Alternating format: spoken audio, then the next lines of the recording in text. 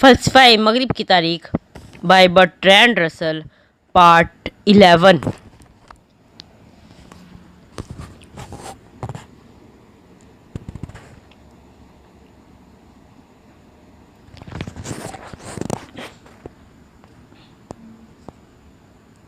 اپنے زمانے کے دوسرے فلسفیوں کی طرح لیوسیپس تغیر و حرکت کے بظاہر حقائق کے ساتھ پارمیڈائز کے دلائل میں مصالحت پیدا کرنے کی راہ تلاش کرتا رہا۔ ارسطو کہتا ہے اگرچہ یہ آراء پارمیڈائز کی آراء بظاہر منطقی اور استدلالی بحث معلوم ہوتی ہیں، لیکن حقائق کی روشنی میں ان پر غور کیا جائے تو ان کو تسلیم کرنا پاگل پن لگتا ہے۔ بے شک کوئی پاگل بھی اتنا محبوط اور خواص نہیں ہوگا جو یہ فرض کرے کہ آگ اور برف ایک ہیں۔ بعض لوگ اتنے پاگل ہوتے ہیں وہ جو صحیح ہے کی بجائے جو انہیں صحیح لگتا ہے اسے اپنی عادت بنا لیتے ہیں۔ تاہم لیوسیپس کا خیال تھا اس کا نظریہ جو حواس کے ادراک میں ہم آہنگی رکھتا تھا وہ ہستی اور نیستی یا اشیاء کی کثرت و تغیر کے خلاف نہیں ہے۔ اس کے نظریات حقائق کے ادراک پر مبنی ہیں۔ اس کے برعکس وہ وحدت پسندوں کی اس بات کو تسلیم کرتا ہے کہ خلا کے بغیر کوئی حرکت نہیں ہو سکتی۔ نتیجہ یہ ہے کہ جو نظریہ وہ پیش کرتا ہے درج ذیل ہے۔ خلا نیستی ہے اور ہستی کا کوئی حصہ نیستی نہیں ہے، کیونکہ جو صحیح مفہوم ہستی ہے وہ بھرپور ہے۔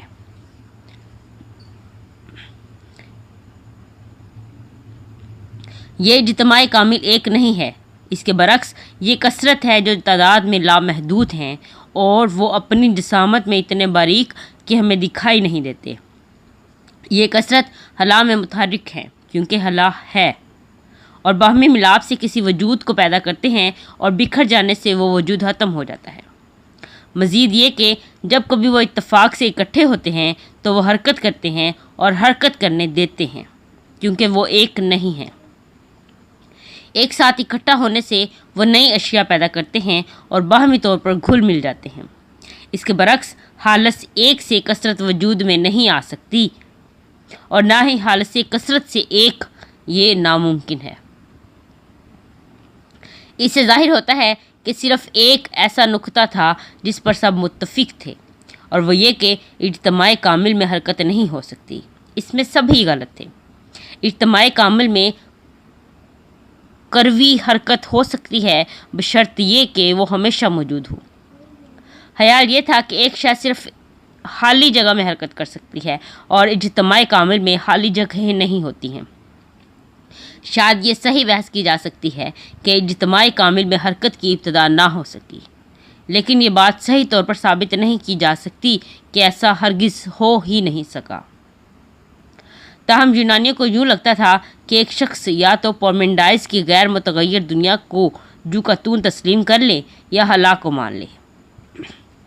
پارمیڈائز کی نیستی کے خلاف دلائل خلا کے خلاف منطقی طور پر ناقابل تردید لگتے تھے۔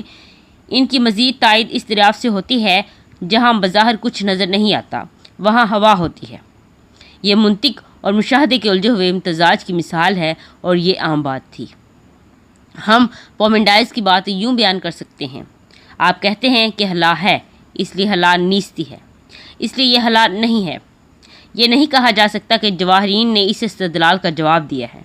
انہوں نے صرف یہ ادعا کیا کہ انہوں نے اسے اس بنیاد پر نظر انداز کرنے کی تجویز پیش کی کہ حرکت ایک تجرباتی تحقیق ہے، کہ حرکت ایک تجرباتی حقیقت ہے، اس لیے خلا کا ہونا یقینی ہے، خواہ اسے محسوس کرنا کتنا ہی مشکل ہو۔ آئیے اس مسئلے کے بعد کی تاریخ پر نظر ڈالیں۔ منطقی شکل سے بچنے کا پہلا اور بظاہر راستہ یہ ہے کہ مادہ اور مکان کے درمیان امتیاز کر لیا جائے۔ اس نقطہ نظر کے مطابق مکان نیستی نہیں ہے، بلکہ اس کی نوعیت ایک مسکن یا جگہ کی ہے جو پوری طرح یا جزوی طور پر مادے سے مسکون ہو بھی سکتی ہے یا نہیں بھی۔ ارسطو کہتا ہے طبیعیات 208 یہ نظریہ خلا موجود ہے، کسی جگہ کے وجود کا متقاضی ہے، کیونکہ خلا کی تعریف یہ ہے کہ خلا ایک ایسی جگہ ہے جو کسی وجود سے بری ہوئی نہ ہو۔ اس نظریے کو نیوٹن نے زیادہ وضاحت کے ساتھ بیان کیا ہے۔ اس کا دعویٰ ہے کہ کلی مکان کا وجود ہے اور یوں وہ حرکت کلی اور حرکت اضافی میں امتیاز کرتا ہے۔ کوپرٹیکس کے مباحث میں دونوں طرفین خواہ انہوں نے کتنا ہی کم محسوس کیا ہو اس نظریہ کے حامی ہیں، کیونکہ ان کا خیال تھا کہ دو باتیں کہنے میں فرق ہے کہ ستارے مشرق سے مغرب کی طرف حرکت کرتے ہیں اور یہ کہ زمین مغرب سے مشرق کی جانب گھومتی ہے۔ اگر تمام حرکت اضافی ہے تو یہ دونوں باتیں محض ایک ہی بات کو مختلف انداز میں بیان کرنا ہے، جیسے یہ کہنا جان جیمز کا باپ ہے یا یہ کہنا کہ جیمز جان کا باپ ہے، جیمز جان کا بیٹا ہے۔ لیکن اگر تمام حرکت اضافی ہے اور ہلا غیر مادی ہے تو ہمارے ہاتھ میں ہلا کے خلاف پارمیڈائز کا استدلال ہی رہ جاتا ہے۔ ڈیکارٹ جس کا استدلال بھی قریب اسی قسم کا ہے، جیسا کہ قدیم یونانی فلسفیوں نے کہا کہ پھیلاؤ مادے کی جان ہے، اس لیے مادہ ہر جگہ ہے۔ اس کے نزدیک پھیلاؤ ایک صفت ہے نہ کہ اصل، اس کی اصل مادہ ہے اور اپنی اصل کے بغیر اس کا وجود نہیں ہو سکتا۔ اس کے نزدیک حالی مکان یعنی ایسی لایعنی بات ہے جیسے کہ کسی حساس وجود جو خوش ہے کے بغیر خوشی۔ لائبنیز کچھ مختلف بنیادوں پر اجتماع کامل کا قائل تھا، لیکن اس کا کہنا تھا کہ مقام محض اضافتوں کا ایک نظام ہے۔ اس موضوع پر اس کے اور نیوٹن کے درمیان مشہور مباحثہ ہوا، جس میں نیوٹن کی نمائندگی کلارک نے کی۔ یہ بحث آئنسٹائن کے زمانے تک طے نہ ہوئی۔ آئنسٹائن کے نظریے کے نتیجے میں لائبنیز کی فتح ہوئی۔ جدید ماہر طبیعیات یہ بات تو مانتا ہے کہ مادہ ایک مفہوم میں جوہری ہے، مگر وہ حالی مکان میں یقین نہیں رکھتا۔ جہاں مادہ نہیں ہے وہاں کوئی شے ہے، یعنی واضح طور پر روشنی کی لہریں۔ مادہ کا اب وہ بلند مرتبہ نہیں رہا جو اس نے پارمیڈائز کے استدلال کے ذریعے فلسفہ میں حاصل کر لیا تھا۔ یہ غیر متغیر جوہر نہیں ہے بلکہ محض یکجا ہونے والے واقعات کا ایک انداز ہے۔ کچھ واقعات ان مجموعی واقعات سے تعلق رکھتے ہیں جنہیں مادی اشیاء سمجھا جاتا ہے، اور کچھ واقعات ان مجموعی واقعات سے تعلق رکھتے ہیں جو مادی اشیاء نہیں ہیں، جیسے روشنی کی لہریں۔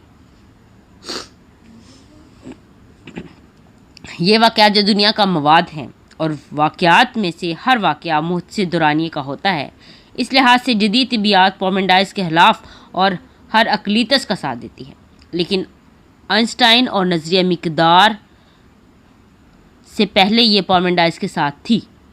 مکان سے متعلق جدید نظریہ یہ ہے کہ یہ نہ تو جوہر ہے جیسا کہ نیوٹن کا خیال تھا اور جیسا کہ لیوسیپس اور ڈیموکریٹس کا کہنا چاہیے تھا، اور نہ ہی مادی پھیلاؤ کی صفت ہے جیسا کہ ڈیکارٹ کا خیال ہے، بلکہ اضافتوں کا ایک نظام ہے جیسا کہ لائبنیز سمجھتا تھا۔ یہ کسی طرح بھی واضح نہیں ہے کہ کیا یہ نظریہ خلا کے وجود سے مطابقت رکھتا ہے۔ شاید نظری منطق کے حوالے سے اس کی حالات سے مصالحت کی جا سکتی ہے۔ ہم یہ کہہ سکتے ہیں کہ کوئی دوا اشیاء کے درمیان چھوٹا یا بڑا فاصلہ ضرور ہوتا ہے، کہ کوئی دو اشیاء کے درمیان چھوٹا یا بڑا فاصلہ ضرور ہوتا ہے، اور فاصلے سے مراد درمیانی اشیاء کے وجود کا ہونا نہیں ہو سکتا۔ جدید طبیعیات میں ایسے نقطہ نظر کا استعمال ہونا ناممکن ہے۔ آئنسٹائن کے وقت سے فاصلہ واقعات کے درمیان ہوتا ہے، اشیاء کے درمیان نہیں، اور اس فاصلہ میں زمان و مکان دونوں شامل ہوتے ہیں۔ یہ بنیادی طور پر علتی تصور ہے، اور جدید طبیعیات میں کسی فاصلے پر کوئی عمل نہیں ہوتا۔ تاہم یہ سب منطقی بنیادوں کی بجائے تجرباتی بنیادوں پر قائم ہے۔ علاوہ ازیں جدید نظریے کو مساوات الجزیات کے حوالے کے علاوہ اور کسی طرح بیان نہیں کیا جا سکتا، اس لیے یہ بات قدیم فلسفیوں کے تصور میں آ نہیں سکتی تھی۔ اس طرح یہ کہا جا سکتا ہے کہ جواہرین کے نظریات کا منطقی ارتقاء نیوٹن کے مکان کلی تک پہنچتا ہے اور حقیقت کو نیستی کے ساتھ منسوب کرنے کی مشکل پوری کر دیتا ہے۔ اس نظریے کے خلاف کوئی منطقی اعتراضات نہیں ہیں۔ سب سے بڑا اعتراض یہ ہے کہ مکان کلی قطعی ناقابل ادراک ہے، اور اس لیے تجرباتی سائنس میں یہ لازمی مفروضہ نہیں ہو سکتا۔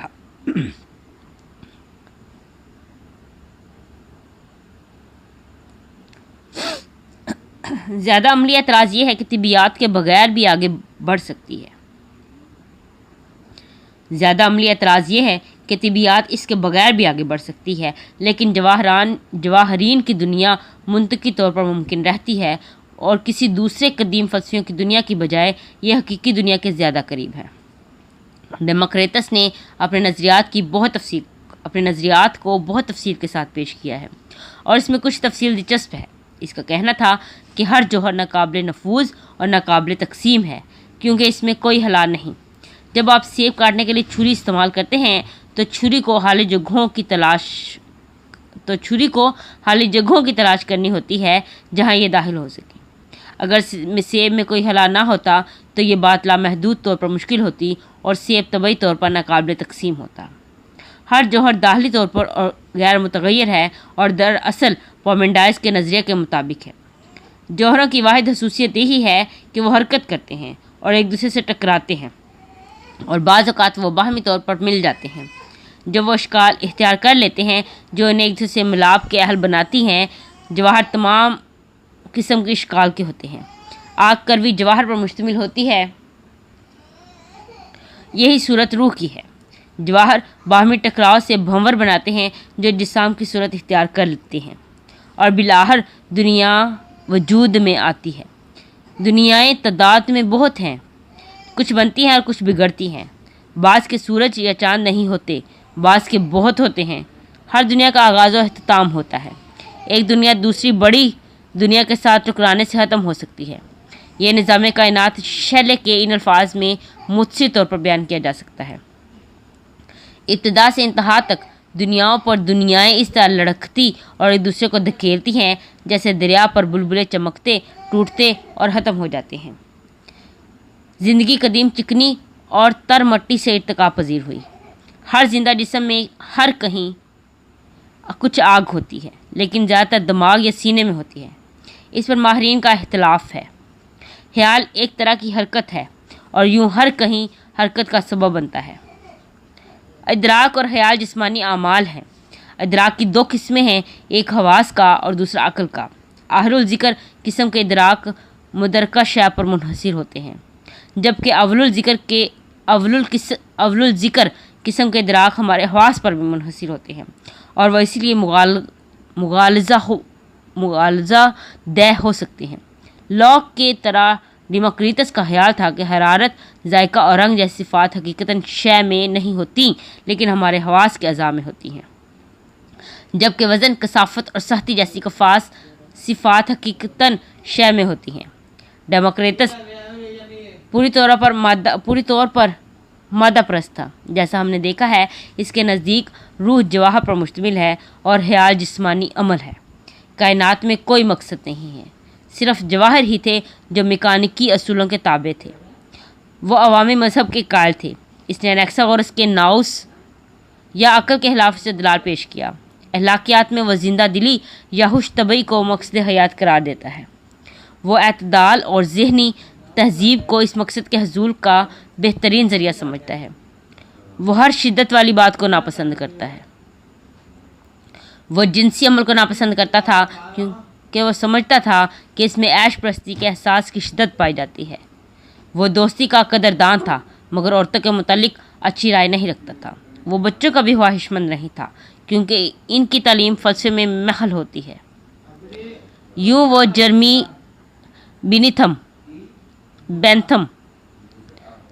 بینتھم سے بہت ملتا تھا۔ اسی طور پر اسے اس بات سے محبت تھی جسے یونانی جمہوریت کہتے تھے۔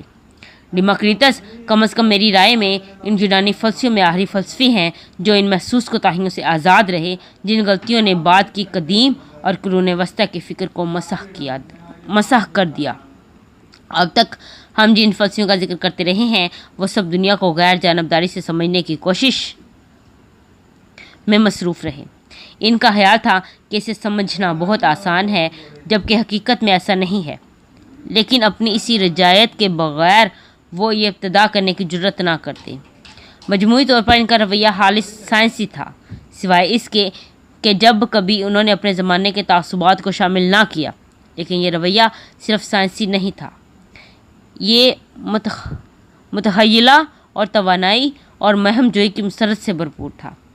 وہ ہر شے میں دلچسپی لیتے تھے۔ شہاب ثابت گرہن، بھگولے، مذہب اور اخلاق۔ انہوں نے نفوذ و سرایت کر جانے والی عقل کا بچوں کے تجسس و شوق کے ساتھ امتزاج کر دیا تھا۔ اس کے بعد اس پہلی بے مثال کامیابی کے باوجود پہلے تو فرسودگی اور بعد ازاں بتدریج زوال دکھائی دیتا ہے۔ ڈیموکریٹس کے بعد بہترین فلسفہ میں جو بھی غلطی ہوئی وہ کائنات کے مقابل انسان پر غیر ضروری زور دینا ہے۔ سوفسطائیوں سے پہلے تشکیک آتی ہے، جس نے تازہ علم کے حصول کی کوشش کی بجائے مطالعہ کا رخ اس طرح پھیر دیا کہ ہم کیسے جانتے ہیں۔ اس کے بعد سقراط کے حیاسات اخلاقیات پر زور دینے کا زمانہ آتا ہے۔ افلاطون کے ساتھ خواص کی دنیا سے انکار اور نظری خیالات کا خود تخلیق کردہ دنیا پر اصرار شروع ہوتا ہے۔ ارسطو کے ساتھ سائنس میں مقصد میں یقینی بطور بنیادی تصور وارد ہوتا ہے۔ افلاطون اور ارسطو نابغہ روزگار ہونے کے باوجود ان کی فکر میں ایسی خامیاں پائی جاتی ہیں جو لا انتہا ضرر رساں ثابت ہوئیں۔ ان کے زمانے کے بعد اس کی توانائی بھی زوال پذیر ہوئی اور آہستہ آہستہ مقبول توہمات عود کر آئے۔ کیتھولک راسخ الاعتقادی کی فتح کے نتیجے میں جزوی طور پر ایک نیا زاویہ نظر پیدا ہوا، لیکن تحریک احیاء علوم تک فلسفہ و توانائی اور آزادی حاصل نہ کر سکا جنہوں نے سقراط کے پیشروؤں کو ناموری بخشی۔ باب نمبر 10 پروٹاغورس۔ قبل سقراطی فلسفہ کے نظام جو اب تک ہمارے زیر بحث رہے ہیں 5ویں صدی کے نصف آخر میں ایک تشلیقی تحریک سے دوچار ہوئے۔ اس تحریک میں سب سے زیادہ نامور شخص پروٹاغورس تھا جو سوفسطائیوں کا رہنما تھا۔ لفظ سوفسطائی اپنی ابتدا میں برے معنی میں استعمال نہیں ہوتا تھا، یہ قریب اس معنی میں استعمال ہوتا تھا جس میں ہم آج لفظ پروفیسر استعمال کرتے ہیں۔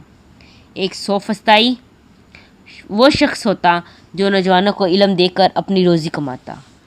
یہ سمجھا جاتا تھا کہ یہ علم نوجوانوں کی عملی زندگی میں مفید ہوگا، چونکہ ایسے علم کے لیے کوئی سرکاری اہتمام نہیں تھا، اس لیے سوفسطائی صرف انہیں یہ علم سکھاتے جو خود یا جن کے والدین ذاتی وسائل سے یہ حرج برداشت کر سکتے۔ یہ بات ایک طبقاتی تعصب پیدا کرنے کا باعث بنی جو اس زمانے کے سیاسی حالات کے باعث زیادہ بڑھ گیا۔ ایتھنز اور دوسرے شہروں میں سیاسی اعتبار سے جمہوریت فتح مند تھی، لیکن کوئی ایسی تدبیر اختیار نہ کی گئی جس سے ان لوگوں کی دولت کم ہو سکے جو پرانے اشرافی خاندانوں سے تعلق رکھتے تھے۔ ہم جسے یونانی تہذیب سے تعبیر کرتے ہیں وہ مجموعی طور پر امیر لوگوں کا ہی طریق تھا۔ ان کے پاس تعلیم بھی تھی اور فرصت بھی۔ سیر و تفریح نے ان کے روایتی تعصبات کو بہت کم کر دیا تھا۔ مباحثوں میں گزرنے والا وقت ان کے ذہنوں کو اور تیز کر دیتا، جسے جمہوریت کہا جاتا تھا۔ وہ غلامی کے ادارے سے قطعی بے نیاز تھے اور اس ادارے کے باعث ہی امیر لوگ اس اہل بنے کہ وہ آزاد شہریوں کو ستائے بغیر اپنی دولت سے لطف اندوز ہوں۔ بہت شہروں خصوصاً ایتھنز میں غریب شہری امیر لوگوں کی 2 وجوہات کی بنا پر مخالفت کرتے تھے، ایک حسد کی بنیاد پر اور دوسری روایات پرستی کی بنیاد پر۔ امراء کے متعلق خیال کیا جاتا تھا اکثر صحیح طور پر کہ وہ بے دین اور بد اخلاق ہیں، وہ قدیم اعتقادات کو پامال اور غالباً جمہوریت کو تباہ کرنے کی کوشش کر رہے تھے۔ اس طرح یوں ہوا سیاسی جمہوریت تمدنی روایت پرستی کے ساتھ وابستہ ہو گئی، جبکہ تمدنی طور پر ترقی پسند سیاسی طور پر دقیانوسی بن گئے۔ قریب یہی صورتحال جدید امریکہ میں بھی پائی جاتی ہے، جہاں تامانی جو سب سے بڑی کیتھولک تنظیم ہے وہ روشن خیالی کے حملوں کے خلاف روایتی دینیات اور اخلاقی اعتقادات کی حفاظت کی کوشش میں مصروف ہے۔ لیکن یونان میں جو روشن خیال تھے ان کی نسبت امریکہ میں روشن خیال سیاسی طور پر کمزور ہیں، کیونکہ وہ دولت مند حکمرانوں کے ساتھ مشترکہ مقصد اپنانے میں ناکام ہوئے ہیں۔ تاہم یہاں ایک اہم اور بہت ہی دانشور طبقہ ایسا ہے جو دولت مندوں کی حکومت کا حامی ہے۔ یہ طبقہ کارپوریشن کے وکلاء کا ہے۔ بعض اعتبارات سے یہ بھی وہی منصب ادا کر رہے ہیں جو قدیم یونان میں سوفسطائی کرتے تھے۔ اگرچہ یونانی جمہوریت میں سنگین کمزوریاں تھیں جیسے غلاموں یا عورتوں کی عدم شمولیت، لیکن پھر بھی بعض اعتبارات سے کسی بھی موجودہ نظام سے زیادہ جمہوری تھا۔ منصفین اور اہلکار قرعہ اندازی سے چنے جاتے تھے اور مختصر مدت کے لیے اپنے عہدے پر قائم رہتے تھے۔ یوں وہ ہمارے عام پنچوں یا ثالثوں کی طرح عام شہری تھے۔ ان کے اپنے تعصبات بھی ہوتے تھے اور عام شہریوں کی طرح پیشہ ورانہ اہلیت بھی نہیں رکھتے تھے۔ عموماً کسی مقدمہ کی سماعت کے لیے بہت مصنفین بیٹھتے تھے۔ مدعی اور مدعی علیہ یا ثالثی اور ملزم پیشہ ور وکیلوں کی بجائے ذاتی طور پر عدالت میں حاضر ہوتے ہیں۔ فطری طور پر مقدمے کی کامیابی یا ناکامی کا زیادہ تر انحصار اس فصیح بیانی کے ہنر پر ہوتا جو مقبول تعصبات کی تسکین کرتا۔ اگرچہ ایک شخص کو اپنی تقریر خود ادا کرنی ہوتی، لیکن وہ تقریر لکھوانے کے لیے کسی ماہر کی خدمات صلے کے عوض حاصل کر سکتا تھا، یا زیادہ لوگ اس بات کو ترجیح دیتے تھے کہ قانونی عدالت میں مقدمہ جیتنے کے لیے وہ یہ ہنر سیکھنے کی قیمت ادا کر دیں۔ سوفسطائیوں سے یہی فن سکھانے کی توقع کی جاتی تھی۔ یونان کی تاریخ میں پیریکلز کا زمانہ انگلستان کی تاریخ میں وکٹوریہ کے زمانے سے بہت مماثلت رکھتا ہے۔ یونان امیر اور طاقتور تھے، جنگوں سے زیادہ پریشان نہیں تھا، اشرافیوں کے زیر اثر جمہوری آئین رائج تھا، جیسا کہ ہم نے انیکساگورس کے سلسلے میں دیکھا ہے کہ پریکلز کے خلاف ایک جمہوریت حزب اختلاف آہستہ آہستہ مضبوط ہو گئی تھی اور اس کے ایک دوست پر حملے ہوئے۔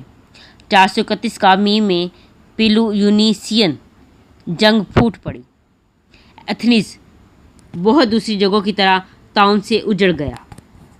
اس کی آبادی جو تقریباً 2,30,000 نفوس پر مشتمل تھی بہت کم رہ گئی اور پھر کبھی بھی اتنی نہیں ہوئی۔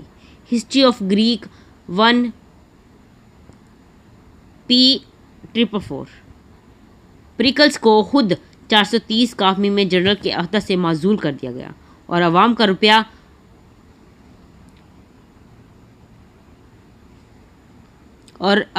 روپیہ خرد برد کرنے کے الزام میں اسے جرمانہ دیا گیا اور جلد ہی بحال کر دیے گئے۔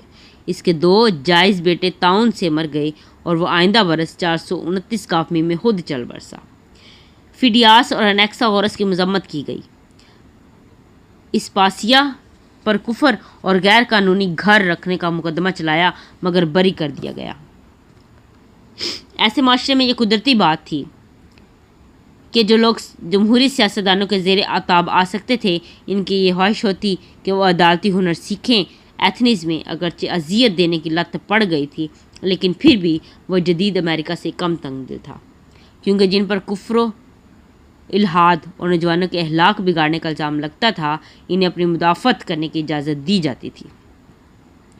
یہ صورتحال اس بات کی وضاحت کرتی ہے کہ سوفسطائی ایک طبقے میں تو بہت مقبول تھے اور دوسرے طبقے میں بہت ہی غیر مقبول، لیکن ان کے اپنے ذہنوں میں یہ بات تھی کہ وہ غیر ذاتی مقاصد کی خدمت کر رہے ہیں، اور یہ واضح ہے کہ ان میں بیشتر فلسفہ میں گہری دلچسپی لیتے تھے۔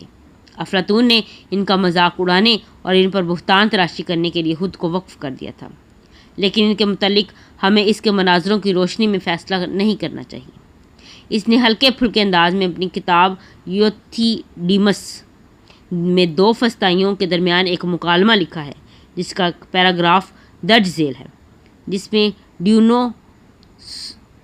ڈیونوسوڈورس اور یوتھیڈیمس ایک سادہ لوح شخص کلیسیپس کو تذبذب میں ڈال دیتے ہیں۔ ڈیونوسوڈس کہتا ہے، آپ کہتے ہیں کہ آپ کے پاس ایک کتا ہے، وہاں ایک برنی قسم کا۔ ہاں، ایک برنی قسم کا، کلیسیپس نے کہا، اور اس کے بچے ہیں؟ ہاں، وہ اسی ہی کی طرح ہیں، اور وہ کتا ان کا باپ ہے۔ ہاں، اس نے کہا، میں نے یقیناً اور چھوٹے کتوں کو ماں کے قریب ہوتے دیکھا تھا، کیا وہ تمہارا نہیں ہے؟ یقیناً وہ میرا ہے۔ تب وہ باپ ہے اور وہ تمہارا ہے، لہٰذا وہ تمہارا باپ ہے اور چھوٹے کتے تمہارے بھائی ہیں۔ اس سے زیادہ سنجیدہ انداز میں اس کا مکالمہ سوفسطائی دیکھیے۔ وہ سوفسطائیت پر منطقی بحث ہے جسے سوفسطائی بطور مثال پیش کرتے ہیں۔ فی الحال ہم اس کی منطق سے متعلق بات نہیں کرتے، صرف یہ بات جس کا اس وقت میں ذکر کرنا چاہتا ہوں کہ یہ مکالمہ ایک قطعی نتیجہ ہے۔ تردید ساختگی کا فن غیر محرز قسم کی خود پسندانہ نکالی کی صورت ہے، شباہت گری بت گری کی روایت سے آئی، مگر جس میں دیوتائی حصہ ناپید اور محض انسانی حصہ رہ گیا، اور اس کا اظہار لفظوں کا دھندلا کھیل ہے۔ یہی وہ ذہنیت اور اس کی نسل ہے جسے پوری سچائی کے ساتھ حقیقی سوفسطائی سے منسوب کیا جا سکتا ہے۔ پروٹاگورس کے متعلق ایک کہانی بیان کی جاتی ہے۔ یہ کہانی بلا شبہ غیر معتبر ہے، لیکن عام ذہنوں میں سوفسطائیوں کے قانونی عدالتوں کے ساتھ تعلق کی عکاسی کرتی ہے۔ کہا جاتا ہے کہ اس نے ایک نوجوان کو اس شرط پر تعلیم دی کہ نوجوان اپنے معلم کو اس وقت فیس ادا کرے گا جب وہ عدالت میں پہلا مقدمہ جیت لے گا، مگر بصورت دیگر نہیں۔ اس شاگرد کے خلاف پہلا مقدمہ پروٹاگورس نے ہی اپنی فیس کی وصولی کے لیے کیا۔ تاہم اب مناسب یہ ہے کہ ان ابتدائی باتوں سے قطع نظر یہ دیکھا جائے کہ پروٹاگورس کے متعلق حقیقی طور پر ہمیں کیا معلوم ہے۔ پروٹاگورس تقریباً 400 قافمی میں شہر ایبیڈرا میں پیدا ہوا۔ ڈیموکریٹس بھی اسی شہر کا تھا۔ وہ 2 مرتبہ ایتھنز گیا۔ دوسری مرتبہ کی آمد 432 قافمیم سے بعد کی نہیں تھی۔ اس نے 3 شہر کے لیے 443 قافمیم میں ضابطہ قانون مرتب کیا۔ ایک روایت یہ ہے کہ اس پر کفر کا الزام لگایا گیا، لیکن یہ بات غلط معلوم ہوتی ہے، باوجود یہ کہ اس نے کتاب دیوتاؤں کے بارے میں لکھی۔ کتاب کی ابتدا یوں ہوتی ہے: دیوتاؤں کے متعلق میں یقین سے نہیں کہہ سکتا کہ وہ ہیں یا نہیں، اور نہ ہی یہ بتا سکتا ہوں کہ ان کی شکل و صورت کیا ہے، کیونکہ بہت سی باتیں ایسی ہیں جو ہمارے حقیقی علم کی راہ میں رکاوٹ ہیں۔ موضوع بھی محفی نوعیت کا ہے اور انسانی زندگی بھی بہت مختصر ہے۔ ایتھنز میں اس کی دوسری آمد کو افلاطون نے پروٹاگورس میں طنزیہ انداز میں بیان کیا ہے اور اس کے نظریات پر تھیٹیٹس میں سنجیدگی سے بحث کی ہے۔ وہ خصوصاً اپنے اس نظریہ کے باعث مشہور ہے کہ انسان ہر شے کا پیمانہ ہے۔ جو اشیاء ہیں ان کا پیمانہ ہے کہ وہ ہیں، اور جو اشیاء نہیں ہیں ان کا پیمانہ ہے کہ وہ نہیں ہیں۔ اس کی تشریح اس معنی میں کی جاتی ہے کہ ہر شخص ایک اشیاء کا پیمانہ ہے، اور یہ کہ جب انسانوں میں اختلاف ہو تو پھر کوئی معروضی سچائی نہیں ہے جس کی بنیاد پر یہ قرار دیا جا سکے کہ یہ شخص صحیح ہے اور دوسرا غلط ہے۔ یہ نظریہ بنیادی طور پر تشکیکی ہے اور ممکنہ طور پر اس کے فریب کی بنیاد پر قائم ہے۔ عملیت کے 3 بانیوں میں سے ایک FCS شلر ہے۔ اس کی عادت تھی کہ وہ خود کو پروٹاگورس کا شاگرد کہلاتا تھا۔ میرے خیال میں اس کی یہ وجہ ہے کہ افلاطون تھیٹیٹس میں پروٹاگورس کی ترجمانی یوں کرتا ہے کہ ایک رائے دوسری رائے سے بہتر ہے، خواہ دوسری سے زیادہ سچی بھی نہ ہو۔ مثال کے طور پر جب کسی شخص کو یرقان ہوتا ہے تو ہر شے زرد دکھائی دیتی ہے۔ یہ بات کہنا مناسب نہیں کہ اشیاء حقیقی طور پر زرد نہیں ہیں، بلکہ ان کا رنگ وہ ہے جو ایک صحت مند شخص کو دکھائی دیتا ہے۔ البتہ ہم یہ کہہ سکتے ہیں چونکہ بیماری سے صحت بہتر ہے، اس لیے صحت مند شخص کی رائے اس شخص کی رائے سے بہتر ہے جسے یرقان ہے۔ ظاہر ہے کہ نقطۂ نظر عملیت سے ملتا ہے۔ معروضی سچائی میں عدم یقینی عملی مقاصد کے لیے اکثریت کو یہ اختیار دے دیتی ہے کہ کیا سچ سمجھے۔ لہٰذا پروٹاگورس قانون، روایت اور روایتی اخلاق کا محافظ بن گیا۔ جیسا ہم نے دیکھا کہ وہ نہیں جانتا تھا کہ دیوتا ہیں یا نہیں ہیں، لیکن اسے یقین تھا کہ اس کی پرستش کی جانی چاہیے۔ ظاہر ہے کہ یہ نقطۂ نظر اس شخص کے لیے صحیح ہے جس کی نظری تشکیک مکمل اور منطقی ہے۔